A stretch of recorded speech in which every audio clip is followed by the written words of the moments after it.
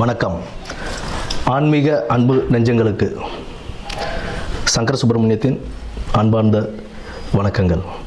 இப்போ நம்ம பார்க்க போகிறது மாசி மாதம் பற்றிய ஒரு சிறிய குறிப்பும், பின்னர் அந்த மாசி மாதத்தில் 12 ராசிக்காரர்களுக்கும் எப்படி இருக்குது அப்படின்றத பொறுத்து தான் இப்போ நம்ம பார்க்க போகிறோம். இந்த மாசி மாதம் அப்படின்னு எதுக்கு ரொம்ப சிறப்பு வாய்ந்ததாக இருக்குது அப்படின்னு பார்த்தோம்னா, ஆன்மீகம் மற்றும் தெய்வ வழிபாடுகள், ஆன்மீகம் சார்ந்த எந்த ஒரு காரியங்கள் செய்கிறதாக இருந்தாலும் தெய்வ வழிபாடுகளுக்கு உகந்த ஒரு மாதமாக இந்த மாசி மாதம் ஒரு சிறப்பான மாதமாகவே இருக்குன்னு நம்ம சொல்லலாம். இதில் முக்கியமாக என்ன அப்படின்னு பார்த்தோம்னா, விஷ்ணுபதி புண்ணிய காலம்னு சொல்லுவோம். விஷ்ணுபதி புண்ணிய காலம் அப்படின்றது மாசி 1ஆம் தேதி, அதாவது 13ஆம் தேதி மாசி மாத பிறப்பு அன்னைக்கு நமக்கு பின்னிரவு, அதாவது விடியற்காலை அந்த 1:30 மணின்னு சொல்லுவோம் இல்லைங்களா, 1:30 மணிலேருந்து காலை 10:30 மணிக்குள்ளே விஷ்ணு பகவானை நம்ம வழிபடுறதுனால அந்த நேரத்தில் நம்ம வழிபடும் போது நம்மளுடைய 7 ஜென்ம பாவங்களும் தீரும் அப்படின்றது ஒரு நம்பிக்கையாகவே இருக்குது நமக்கு. மேற்படி செல்வ வளமும் எல்லாமே நமக்கு கிடைக்கும் அப்படின்ற ஒரு இதுவும் உண்டு.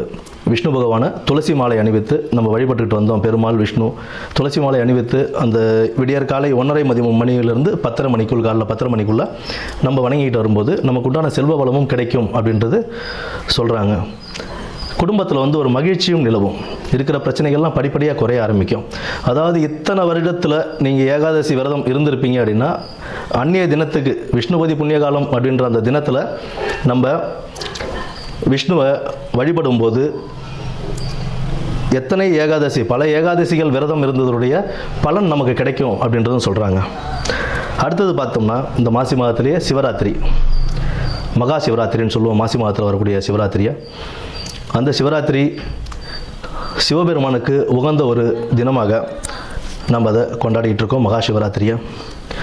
அடுத்து மாசி மகம், அம்பிகை ஜனிச்ச நாளாக அந்த மாசி மகத்தை நம்ம வணங்கிக்கிட்டு வரோம். அம்பிகைக்கு ரொம்ப உகந்த நாள் அந்த நாளில் தான் நமக்கு இந்த நீராட்டெல்லாம் செய்வாங்க.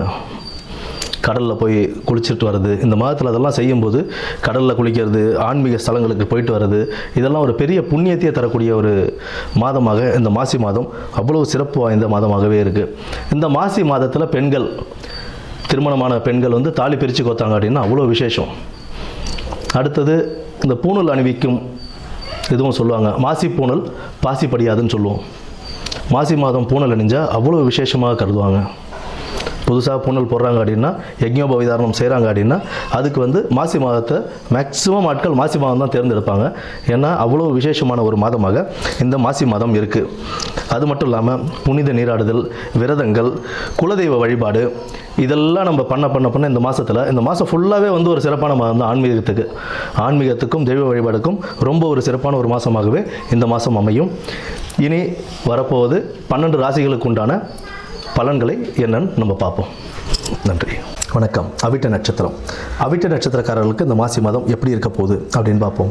செல்வ வளம் கொடுக்கக்கூடிய ஒரு மாதமாகத்தான் இந்த மாசி மாதம் உங்களுக்கு அமைய போகுதுங்க. எதிரிகள் தொல்லையிலிருந்து விடுபடுறதுக்கான ஒரு நல்ல மாதமாகவும் இந்த மாசி மாதம் இருக்கும். எதிர்ப்புகள் நீங்கி நேர்மறையான பலன்கள் கிடைப்பதற்கான ஒரு நல்ல ஒரு வழிகாட்டுதலும் இந்த மாசி மாதத்தில் கிடைக்கக்கூடிய வாய்ப்பு அதிகரிக்கும். குடும்பத்தில் மகிழ்ச்சி நிலவும், உத்தியோகத்திலும் தொழிலிலும் நல்ல ஒரு முன்னேற்றம் ஏற்படக்கூடிய ஒரு மாதமாக இந்த மார்ச் மாதம் உங்களுக்கு அமைச்சு கொடுக்க போகுதுங்க. மாசி மாதம் தடைப்பட்ட காரியங்கள், இது இத்தனை செஞ்சு முடிக்க முடியல அப்படின்ற அந்த மாதிரி காரியங்கள்லாம் இந்த மாசி மாதத்தில் தொடங்கும் போது உங்களுக்கு நல்லபடியாகவே முடிச்சு கொடுக்கும். அது ஒரு நல்ல ஒரு மாதமாகவும் இந்த மாதம் உங்களுக்கு அமைச்சு கொடுக்கும். நிதிநிலையில் சீரான நிதிநிலைகள் வரக்கூடிய ஒரு நல்ல மாதமாக இந்த மாசி மாதம் இருக்குங்க. தொழில் வியாபாரத்தில் முன்னேற்றம் ஏற்படும். சக ஊழியர்கள், மேலதிகாரிகள் உங்களுக்கு ஒத்துழைப்புடன் இருப்பாங்க. அவங்களுடைய ஒத்துழைப்பால் நீங்கள் எடுத்த காரியத்தில் வெற்றி பெற்று நல்ல பேரும் புகழும் கம்பெனியில் வாங்குவீங்க. கணவன் மனைவிக்கிடையே புரிதல் ஏற்படக்கூடிய ஒரு நல்ல மாதமாக இந்த மாதம் அமையுதுங்க. கடின உழைப்பு நல்ல பலன் தரக்கூடிய ஒரு மாதமாகத்தான் இந்த மாதம் உங்களுக்கு அமைதிருக்கு. மாணவர்கள் சற்று கடின உழைப்பு செய்யும்போது ஆட்டோமேட்டிக்காக அவங்க நல்ல மார்க் எடுக்கக்கூடிய ஒரு நிலைக்கு கொண்டு வரக்கூடிய ஒரு மாதமாகத்தான் இந்த மாதம் இருக்குங்க. மேற்படி நடராஜர் வழிபாடு உங்களுக்கு இந்த மாசி மாதத்தை ஒரு நல்ல ஒரு மாதமாக அமைத்து கொடுக்க வாழ்த்துகிறேன். நன்றி, வணக்கம்.